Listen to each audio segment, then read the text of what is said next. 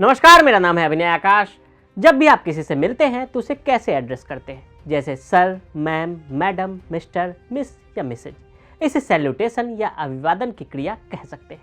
अब बताइए कि कोर्ट में जजों को कैसे एड्रेस किया जाता होगा। आपने जितनी भी फिल्में देखी उसके हिसाब से इसका उत्तर होना चाहिए your honour, me lord, my lord. तो आज से आपके सामने हम हर हफ्ते शनिवार के दिन नए खास शो यस मे लॉर्ड के साथ आएंगे।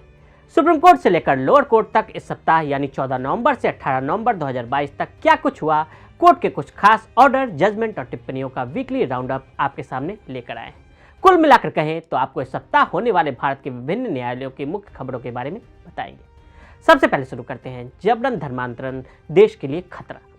सुप्रीम कोर्ट ने जबरन धर्मांतरण को बेहद गंभीर मुद्दा करार देते हुए सरकार से कहा कि वह इसे रोकने के लिए कदम उठाए और इस दिशा में गंभीर प्रयास करें। शीर्ष अदालत ने चेताया कि जबरन धर्मांतरण न सिर्फ धार्मिक स्वतंत्रता के अधिकार के खिलाफ है बल्कि देश की सुरक्षा के लिए भी खतरा हो सकता है। सुप्रीम कोर्ट ने चेताया कि जबरन धर्मांतरण को रोका नहीं गया तो बहुत मुश्किल परिस्थितियां खड़ी हो जाएंगी। सुनवाई के दौरान केंद्र सरकार के वकील ने कहा कि कई राज्य सरकारों ने जबरन धर्मांतरण रोकने के लिए कई कानून बनाए हैं। उन्होंने कहा कि ऐसे कई उदाहरण हैं जहां चावल और गेहूं देकर धर्म परिवर्तन कराए जा रहे हैं। इस पर बेंच ने कहा कि यह सब रोकने के लिए आप क्या कदम उठा रहे हैं। अदालत ने जबरन धर्मांतरण के खिलाफ कानून की मांग पर केंद्र सरकार से 22 नवंबर तक जवाब दाखिल करने को कहा है। अगली सुनवाई 28 नवंबर को होगी। पूजा स्थल कानून। सुप्रीम कोर्ट ने पूजा स्थल कानून के खिलाफ दाखिल अर्जी पर केंद्र सरकार से 12 दिसंबर तक जवाब दाखिल करने को कहा है। कोर्ट ने सुनवाई जनवरी के पहले हफ्ते के लिए टाल दी। इसके पहले केंद्र को 31 अक्टूबर तक जवाब देना था। 14 नवंबर को केंद्र ने सुप्रीम कोर्ट को बताया कि इस मामले में उच्च स्तर पर विचार विमर्श होना चाहिए। ऐसे में वक्त दिया जाना चाहिए। चीफ जस्टिस की अगुवाई वाली बेंच ने केंद्र की इस मांग को स्वीकार कर लिया। सुप्रीम कोर्ट में एडवोकेट अश्विनी उपाध्याय की ओर से अर्जी दाखिल कर प्रेसेस ऑफ वर्शिप एक्ट 1991 की धारा 234 को चुनौती दी गई। शिवलिंग की पूजा। वाराणसी के फास्ट ट्रैक कोर्ट ने ज्ञानवापी परिसर में मुस्लिमों के प्रवेश पर बैन और कथित शिवलिंग की पूजा की इजाजत देने वाली याचिका को सुनवाई के योग्य माना है।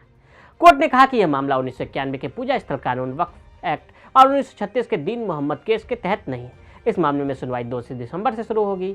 गौरतलब है कि हिंदू पक्ष ने शिवलिंग की पूजा की मांग की थी। इस पर मुस्लिम पक्ष ने आपत्ति जताई थी। उन्होंने तर्क दिया था कि पूजा स्थल कानून और वक्फ एक्ट के तहत यह मामला सुनवाई योग्य नहीं है, लेकिन इसके उलट कोर्ट ने इसे अस्वीकार करते हुए अर्जी खारिज कर दी। जज की नियुक्ति के लिए नई प्रक्रिया। सुप्रीम कोर्ट जजों की नियुक्ति के लिए मौजूदा कॉलेजियम सिस्टम को चुनौती देने वाली याचिका पर सुनवाई के लिए सहमत हो गया। कोर्ट में एक याचिका दाखिल कर सुप्रीम कोर्ट और हाई कोर्ट के जजों की नियुक्ति के लिए नई तय प्रक्रिया बनाए जाने की जरूरत बताई गई।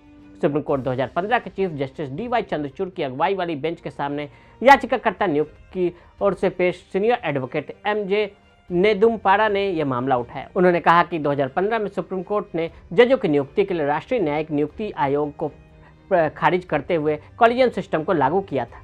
CGI की अगुवाई वाली बेंच ने कहा कि वह मामले को लिस्ट करने के लिए कहेंगे। बता दें कि कॉलेजियम सुप्रीम कोर्ट और हाई कोर्ट में जजों की नियुक्ति और तबादले का निर्णय लेती है। कॉलेजियम के सदस्य जज ही नाम को सिफारिश करके सरकार के पास भेजते हैं। हादसों के केस में भविष्य में मुआवजा। सुप्रीम कोर्ट ने कहा है कि अगर एक्सीडेंट की वजह से कोई स्थायी तौर पर शारीरिक अक्षमता का शिकार हो जाए तो उसके भविष्य की आमदनी की हानि का भी मुआवजा देने वाले समय आकलन होगा। कोर्ट ने अपने फैसले में साफ किया है कि अगर इंजरी ऐसी हो जिससे स्थायी तौर पर शारीरिक अक्षमता आ जाए तो पीड़ित भविष्य में होने वाली आमदनी की हानि का मुआवजा मांग सकता है। सुप्रीम कोर्ट ने इस मामले में ट्रिब्यूनल और हाई कोर्ट के मत से विपरीत फैसला दिया। तो इस हफ्ते के लिए बस इतना ही। मिलते हैं अगले हफ्ते कानून दुनिया से जुड़ी ऐसी ही बड़ी खबरों के साथ। तब तक के लिए दे इजाजत। ऐसी ही खबरों के लिए देखते रहें प्रभा साक्षी। अगर आप भी लेना चाहते हैं देश दुनिया की तमाम जानकारी तो आज ही सब्सक्राइब करें हमारे चैनल को। साथ ही नीचे दिए बेल आइकन को जरूर दबाएं ताकि हर अपडेट आप तक पहुंच सके।